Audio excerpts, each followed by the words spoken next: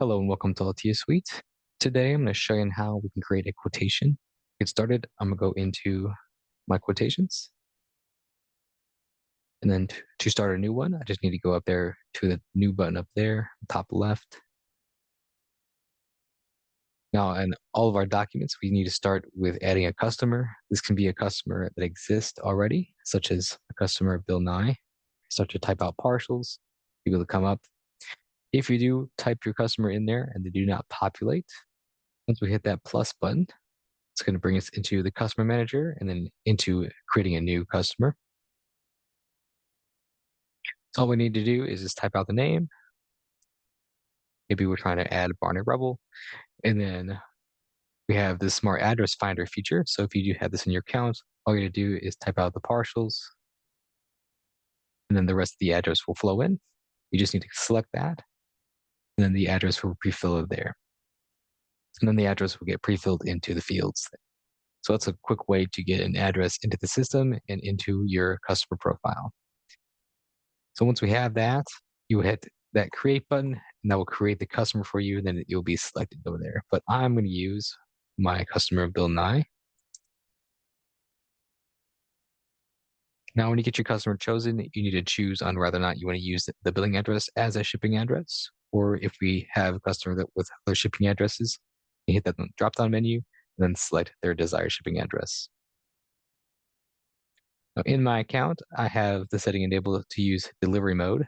So the way our delivery mode works is the customer is going to be leaving with the invoice and items in hand. This is our first option. Or the customer is going to come and pick it up later, and then that's when it will give the items to the customer. Or we need to be shipping the items to the customer, which will be this middle option right here. So delivered at the shipping address, we'll choose that. Because I did that, my tax got automatically selected to use the CL sales tax since we are going to CL itself. Now, when it comes to adding the item, we can start to type out partials such as this WTW 4850. So as I start to type out more of the model number, it got narrower and narrower. Now we narrowed it down to getting this item right here. So because I've chosen this item, we can choose a warranty. In my account, I offer a 2-year, a 3-year, or a 5-year, but I'm going to decide to say no warranty.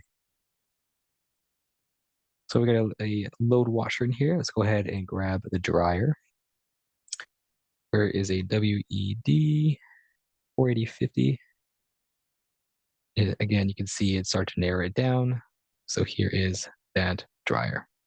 And again, the same thing. It's going to ask me for the warranty. We'll say no warranty in this case as well. So now we got a quotation for a dryer and a washer for this customer up here, Mr. Bill Nye. Now, this is just a quotation. So once I save this, there won't be any stock transactions. There won't be any money transferred because it's just an estimate. So I could potentially save this. Maybe I can give him a discount, do whatever you like to finish out the rest of this quotation. But whenever you're done, we're going to simply hit that create button. Once we do that, our quotation is going to sit in here just like this. Here's our quotation. It hasn't been invoiced yet, so we do have that column there. But what we want to do is we want to move this into one more phase, which would be our sales order. So we're going to go to the context menu, and then from our little three-dotted menu, we can come over here to create an order. Once I do this, it's going to copy all the information from the quotation. It's going to move it into a new sales order. In this case, it's going to be sales order number 47. So it already pre-populated a lot of the information, such as the billing address, the shipping address where we're going, our delivery mode. It's being delivered through the shipping address, which is up there. So it's grabbing that Seattle sales tax, so we're paying the right sales tax. It also grabbed my 2 items there. Now, once looks ready for you, we can simply hit that create button, and that will create the order for us. Now, this is a setting I have enabled in my account. It's asking, are you sure you don't want to create a schedule for all the items? Do you want to continue? I'll say yes, because maybe I want to create a delivery schedule after the fact. And right here, it's prompted me to start to add in the serial numbers. Let's say at this time, during the conversion of the quotation to the sales order, I don't have access to the serial numbers. If you happen to know it, you could go and find the serial number that you want, but it's okay to continue without this. If you hit the save button, that'll allow you to save that order. So once your quotation has been converted to the order, you'll be brought back to the quotations page. If you want to go find the order, we just come over here and drop it down to our orders module and then click into it.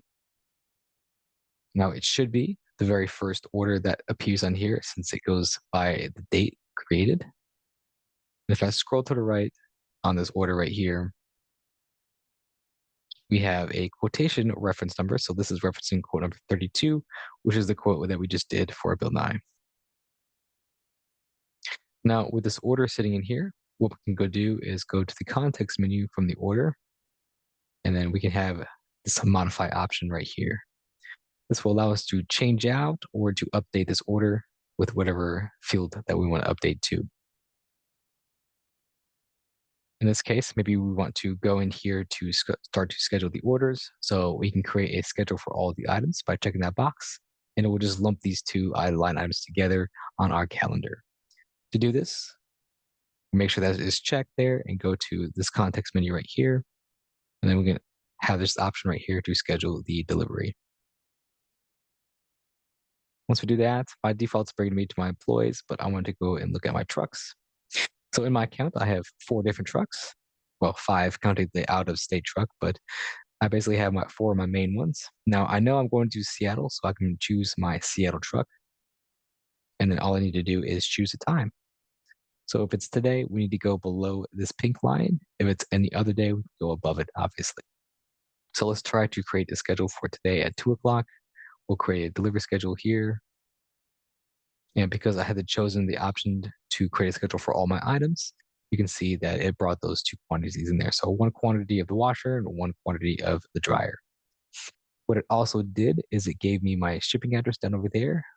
When it says add the colon there, as the selected shipping address from the original quotation. And then when I converted it, I just verified that will go into that shipping address. Now, in everybody's accounts, we have the ability to tell the system, this appointment, how long this is going to be. But generally speaking, it's going to take up 1 slot.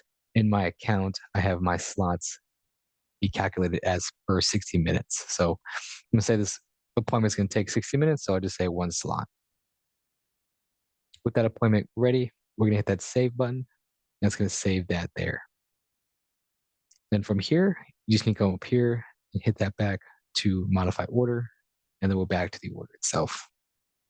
Now, if your goal was to only come into here to make that appointment, be sure to come down over here and hit that update button as well. If you need to make any more changes, maybe we need to swap out this load washer, maybe it's a different model, we can come over here, context menu to remove this item, and then add the other model number that we need.